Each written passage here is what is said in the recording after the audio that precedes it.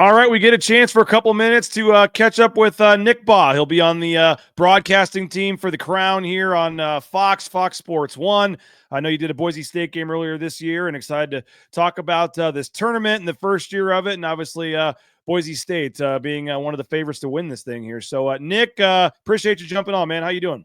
I'm excited. Appreciate you having me on, and I'm pumped for the first ever college basketball crown, and I'm pumped that Boise State is going to be in the first ever college basketball crown.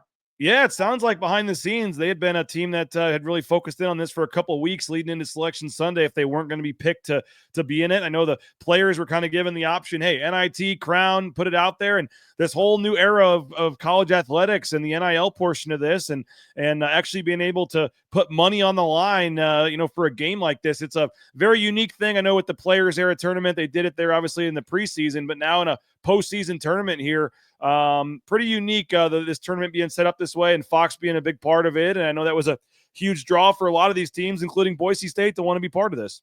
Yeah, I think Fox saw a postseason situation from a basketball standpoint that maybe needed a revamping and an infusion of something new. And everybody, all the decision makers at Fox have been all in on this thing. So I think it's going to be done on a first class level.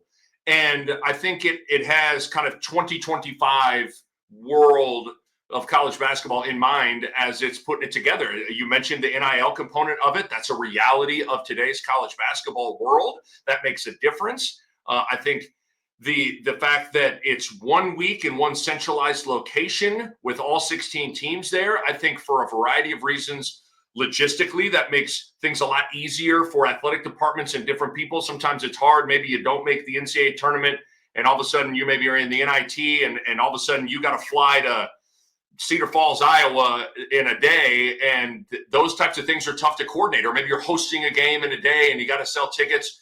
All those things are taken off your plate. And Fox is being able to provide you a first-class experience, one centralized location in Vegas. I think everybody's excited about it. I know I am. It's great to hear that a program like Boise State is fired up about it too. And listen, let's call it like it is. Boise State probably should have been in the NCAA tournament. I'm sure they're very disappointed that they weren't in the NCAA tournament. But I think that disappointment provides motivation and try to end this thing the right way for the Broncos. And I think that sort of sentiment is prevailing throughout a lot of these teams that are in the crown. Yeah, no doubt. And I think the timing too, while unique in terms of the transfer portal being open and some of that stuff makes it a challenge. I mean, Boise State could have turned around and played on Tuesday in the NIT 48 hours after they got eliminated. And Coach Leon Rice was telling me yesterday, yeah, that probably wouldn't have gone too well. I mean, for these guys to actually get a spring break and get to go home and take a week off and kind of reset and have a new focus of a new goal here and finishing strong. I do think there's some negatives with the timing of this tournament, but also some positives for a team like Boise State. Yeah, I mean, the portal being open as teams are getting ready for this certainly makes it complicated. I mean, Boise State hasn't had very many people that have hit that transfer portal. Other teams in this field have. That's just the nature of the situation. But I think I've heard, I think it was Coach Musselman talked about it of USC, that in some ways, from a coaching standpoint, rather than this time your players go home and get completely detached from the program, maybe that's when some of the whispers or the thoughts of entering the portal enter their mind. But if you give them structure, sure, you let them go home for a little bit, like you referenced with Boise State, but they have something to come back to, something to focus on. And I think for some of the young guys in the program, Carmichael Keene, Andrew Meadow, that's probably a good thing for them, as now they're going to have to be the guys that launch this thing moving forward for Boise State basketball. So the reality of the situation is there probably was no perfect way to put this in terms of a calendar and where to place it. But I think this is, all things considered, a pretty exciting time right after the Elite Eight. That week leading up to the Final Four, going to have a lot of eyeballs, and you got 16 very good programs, big brand names, big time players, from Tyson Dagenhart to Eric Dixon from Villanova, and so many other guys. So yeah, I think it's there certainly are some challenges with it, but I think it's something that is going to be really, really well done. Yeah, I'm a traditionalist. I mean, I like the NIT. I like the tournament. And when it was at Madison Square Garden, obviously for the NIT and stuff, that was still a big deal. And so I remember when I first heard this tournament was happening, I was like, man, what are we doing? Come on, and I wasn't a big fan of it. And then you dive into it and you hear what the NIL component. And I mean, you're going to have guys, all you got to do is win that first game. And then that second game, you're playing for 50 grand and then 100 grand and then 300 grand. And I know every team's going to maybe divide the money up differently or do what they want to do. But like I said, that part of it is really cool. And the fact that you got, semifinals and finals on Fox and Gus Johnson on the call. I mean, it's and also leading right into the actual Final Four and then the Sunday, evening championship. I mean, it's, I was happy to see some of the teams that got in, even maybe don't have the records, but have the name cachet, I guess, at least right now. Cause I know the first couple of years of these tournaments are always big to kind of show people, yeah, no, this thing is legit. Oh, they got this team. And, do you remember the Vegas 16? You probably don't. They tried this tournament a while back. It was actually a great idea just 5, 6, whatever years before its time. And now it's back. It's one spot. I love it. It's going to be great. And as you said, I think DraftKings has Boise State right now as the favorite to win this crown tournament. And, a couple seniors that are their last hurrah at this thing, wanting to kind of finish their careers right. And, you did the game at New Mexico. I know you were telling me before we started, so you didn't see in person Boise State at their best, but certainly down the stretch, that was kind of one of their turning points. The game right after that, they lost to Colorado State on the road. They called that kind of their rock bottom. And the last 6 weeks ever since then have really been a completely new team. What's just your take on Leon Rice's program and Boise State entering this tournament? It's a great program. It's sustained success, which is the hardest thing to do. Anybody catch lightning in a bottle and do it for a year. He's done it for a very long time. And I think maybe the one thing that's missing for Boise State basketball is just a little bit of a pop in March. I mean, other than that, they've kind of checked all the other boxes. They haven't been able to kind of get over that hump in March. But I have the utmost respect for Coach Rice. I think this team is fantastic. I love Tyson Dagenhart. I think, like I said to you, this is an opportunity, I think, for one of the greatest Boise State players in program history to end on a note that he feels good about. And obviously you lose to Colorado State in the Mountain West Conference tournament. You're disappointed. You still have a chance to get your name called in Selection Sunday. That doesn't happen. And I'm sure a lot of those guys got a bad taste in their mouth, and they're looking to finish this thing right because they know what kind of team that they are and they were. And they beat Clemson, beat St. Mary's in the non-conference to show what they could do.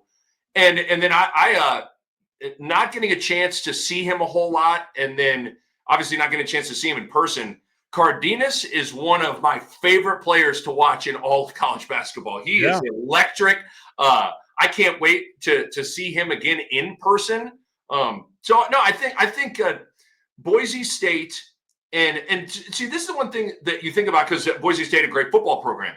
It's weird in college football, if you don't make the playoff or don't make the college football championship game, it's not like everybody thinks colossal failure, right? Like that's not how necessarily things are viewed. But yet sometimes in college basketball, if you don't make the tournament, your season is viewed as, big failure. And so it's nice to have the college basketball crown to have another opportunity to play for postseason, play for a championship against other good basketball programs to celebrate basketball, celebrate your season.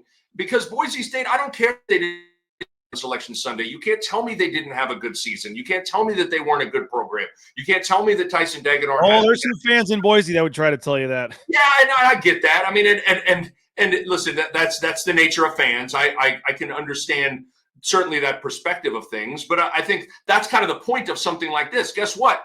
You can sit here and say that, but when the Broncos get on the floor on March 31st and they're playing George Washington and they win a game and maybe win another game. And if you see them get to you're going to feel good about it and you're going to feel excited about it. And that's what I am fired up for a program like Boise State. And I agree with DraftKings. I think they're right at the top of a team that I think has a chance to win this whole thing.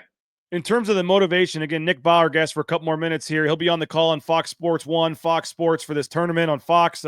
The Crown, and appreciate him, a former star college player himself at Kansas and Creighton back in the day, and does a tremendous job now covering the game and broadcasting, analyzing the game.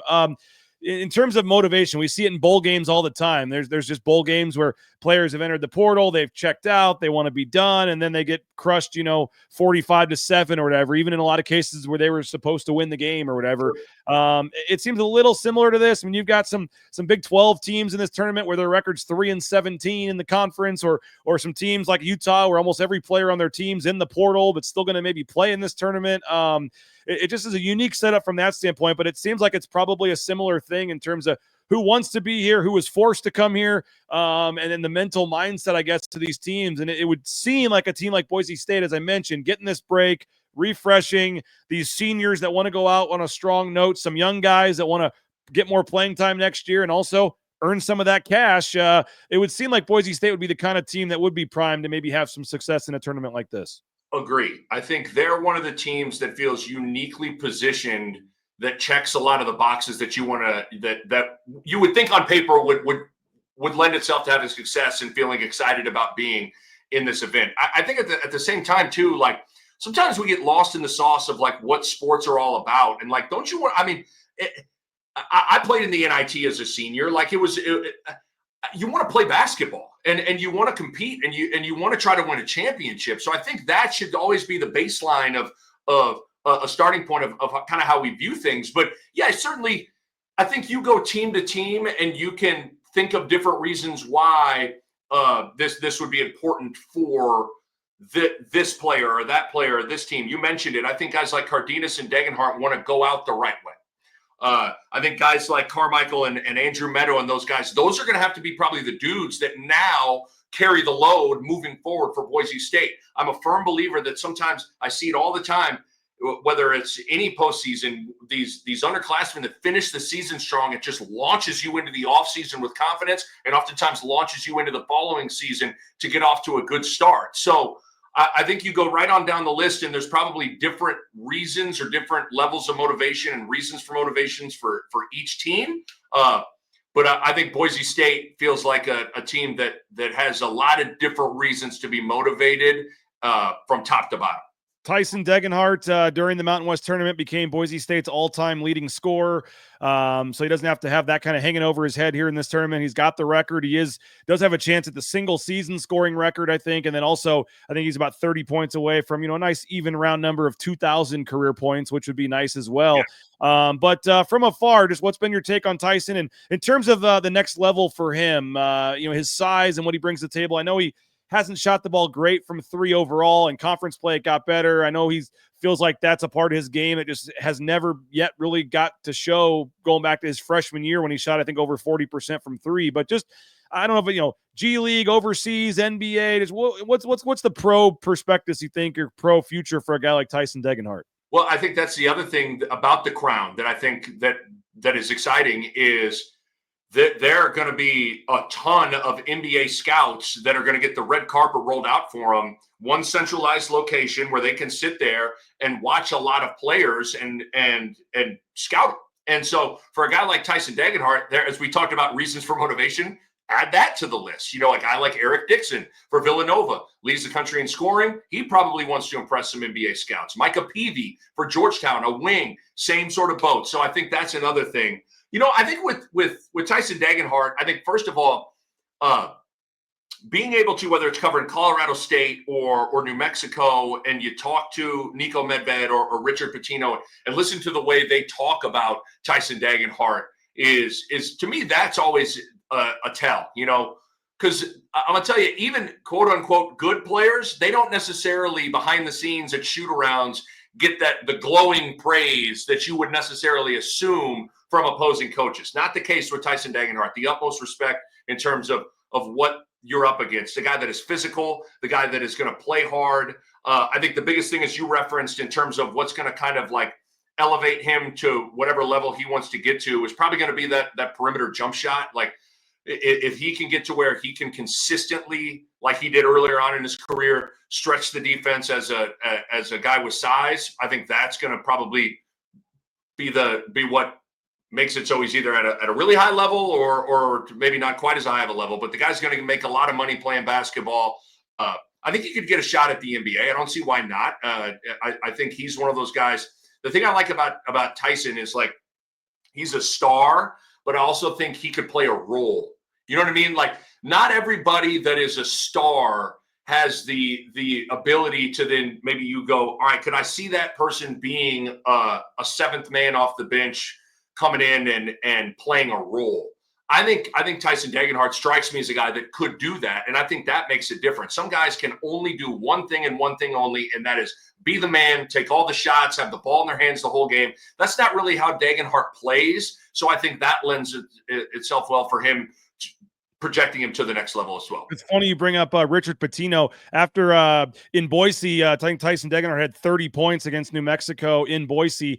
And like the next, either later that night or the next morning, I get a DM from Richard Pitino asking for Tyson's number. And I said, he has no eligibility left, coach, here. And just kidding around, but he just wanted to reach out and congratulate him and tell him what he thought of him as a player and a person after, for the last time they were, he was hoping, I guess, that they were going to go against him, and they end up playing him again in the semifinals of the conference tournament. But I guess final question for you, Nick, and we appreciate your time. Just I got the bracket here. I'll throw up on the screen for a second of this tournament. Just the matchup with George Washington. I know they're one of the the few kind of non-household names, at least, or power teams in this field.